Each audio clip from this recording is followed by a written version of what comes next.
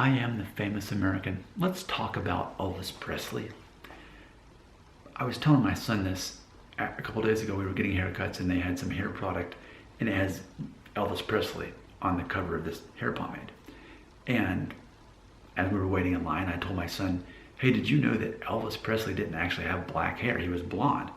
And so I looked it up a little while ago. I thought, why is that? You can't really find a reason why. We just know that Elvis Presley, originally he was dyeing his hair black from shoe polish. That's all he could afford. But pretty much there's only like one photo apparently available with showing him having blonde hair. But apparently since he was a teenager, black hair. So I'm one of the most famous men who ever lived.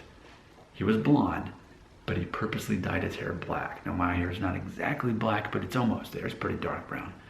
So I happen to have the genes that allow me to have this color hair that he had to constantly color.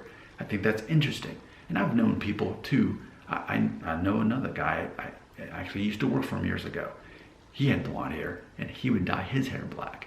Now it's not that these people have white hair and they're dyeing it black. It's that they have blonde hair and they dyed it black, as the case was Elvis. And I just think that's interesting because in their mind, psychologically, they perceive men with black hair as what? Stronger, leaders?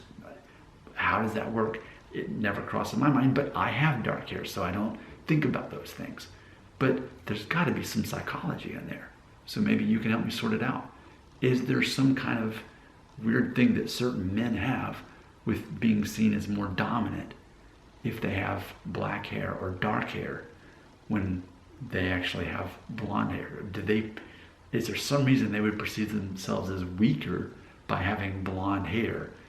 I mean, at least from an American point of view, it seems that if a woman has blonde hair, she's seen as more fun, right?